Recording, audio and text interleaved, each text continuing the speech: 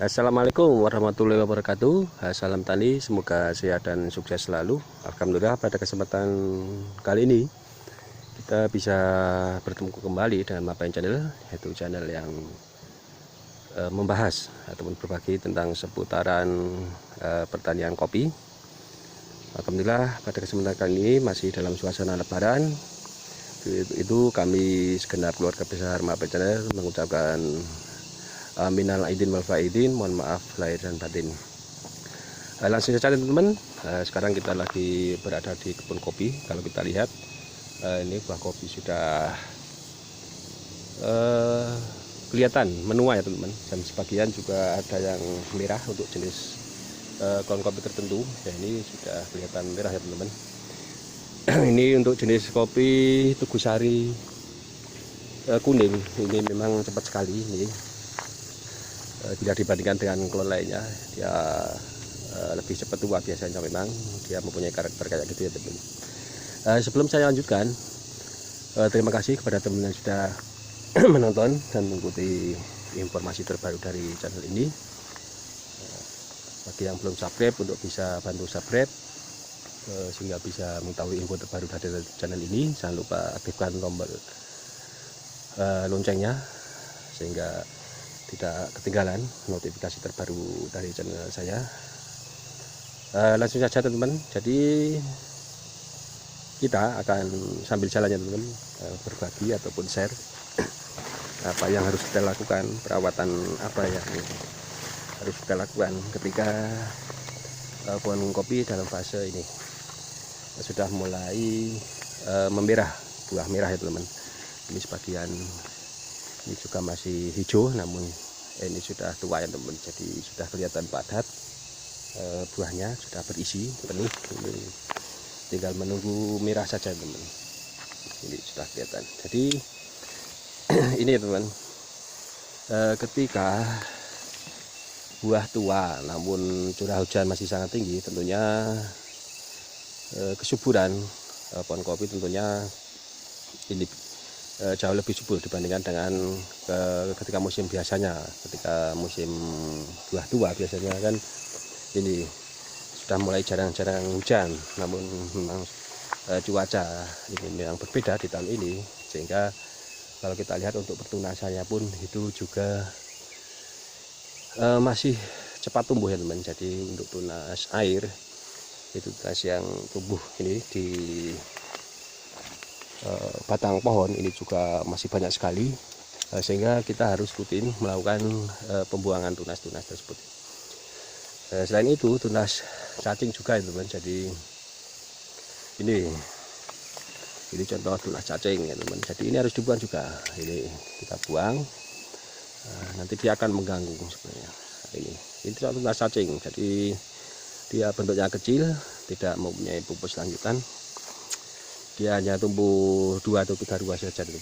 Jadi memang dia tunas tidak produktif, jadi memang harus dibuang sehingga bisa memaksimalkan penyerapan nutrisi yang berasal dari akar, daun dan lain sebagainya untuk bisa berfokus pada pembesaran buah teman. Jadi harapannya ketika nanti fase pemanenan atau pemetikan buah, itu buah dipetik dalam keadaan optimal gitu. Jadi buah bisa lebih padat, lebih berisi, lebih berat tentunya,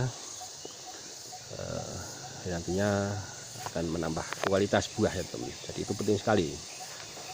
Selanjutnya juga ini persiapan bahan, itu harus dilakukan perawatan secara intensif ya teman, karena biar bagaimanapun untuk bahan itu juga berpengaruh pada produktivitas buah kopi di tahun-tahun berikutnya. Jadi penting sekali untuk mulai dari sortasi bahan, penyimpanan bahan, perawatan untuk bahan yang sudah kita simpan dan lain sebagainya. Itu penting sekali untuk menjaga kestabilan buah kopi di tahun-tahun berikutnya. Jadi memang ini untuk produktivitas kopi itu dipengaruhi besar sekali oleh media ataupun teknik kita penyimpanan bahan. Yang selanjutnya ini untuk pemberantasan hama. Kalau kita lihat ini teman, ini buah kopi merah. Tetapi ini bukan karena tua ya teman. Kalau kita lihat kita harus bisa membedakan. Nah, kalau diawali dengan kekuningan kayak gini dan dengan ranting yang kering, ini karena terkena atau serangan hama dan penyakit ya teman. Nah, jadi biasanya ini kalau kita lihat ini ada yang menghitam. Nah, ini pasti ada lubangnya ya teman. Jadi dia kena penggerek buah ya teman. Jadi penggerek buah ini masuk ke dalam buah kopi, nantinya merusak biji kopi yang masih muda biasanya, sehingga dia juga berkembang biak di sana ya teman. Jadi ini harus dilakukan pembuangan sebelum menular ke buah ataupun pohon kopi yang lainnya. Nah, caranya ini kita buang, nanti kita petik, lalu kita kubur ya teman. Jadi kita kubur, kita masukkan ke dalam koen ataupun lurak yang sudah kita persiapkan, sehingga nanti akan menjadi ini, akan menjadi pupuk kompos, menambah kesuburan pada pohonnya teman. Kita memanfaatkan sesuatu yang tidak berguna untuk membantu kesuburan tanamannya teman. Ini penting sekali ya teman. Jadi untuk pemberantasan hama juga harus diperhatikan. Jadi contoh kopi sambungan baru ya, ini harus kita lakukan sortasi ataupun pemangkasan untuk tunas yang produktif atau tidak dalam keadaan pohon ini setelah penyambungan. Jadi pangkas bentuk ya teman. Nanti berapa sisa ataupun as yang akan kita siapkan untuk kita pelihara untuk produktivitas kopi. Jadi penting sekali mulai dari awal untuk pembentukan ini kerangka tanaman pada pohon kopi ya teman. Nah, ini jenis Robusta Tugusari hijau ya teman. Ini cukup bagus, kita kembangkan di daerah saya dengan ketinggian MDPL kurang lebih 450 ya teman. Dia mempunyai karakteristik ini tahan terhadap perbedaan cuaca teman. Jadi ketika curah hujan tinggi ini biasanya kan untuk buah kopi rawan terjadi kerontokan, tapi untuk jenis Tugusari di daerah saya ini bisa dikatakan cocok, bisa beradaptasi dengan lingkungan, dengan kebun, sehingga ini tidak terjadi banyak kerontokan ya teman, sehingga nanti lebih optimal dalam pemanenan kopi gitu. Nah, kita lihat ini. Tapi di sisi lain untuk kelemahannya untuk jenis klon Tugusari ini memang sulit sekali tumbuh tunas raja ya teman. Kalau kita lihat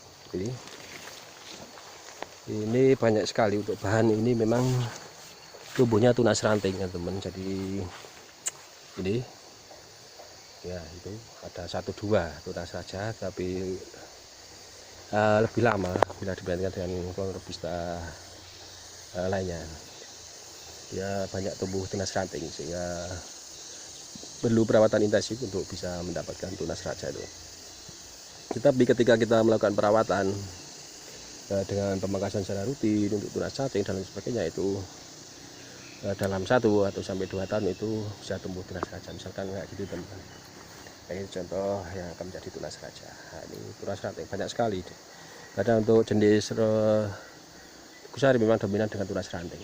Ini untuk B1 nya ini cukup lumayan bagus. Nah, ini untuk di B2 nya itu sudah kelihatan ini akan menjadi tunas raja, sudah tumbuh sirip. Ini nanti untuk produktivitas di tahun 2026 ada 1, 2, 3, 4, 5, 6, 7, 9 ruas ya teman. Jadi nanti cukup bagus kita gunakan untuk pembuahan di tahun berikutnya.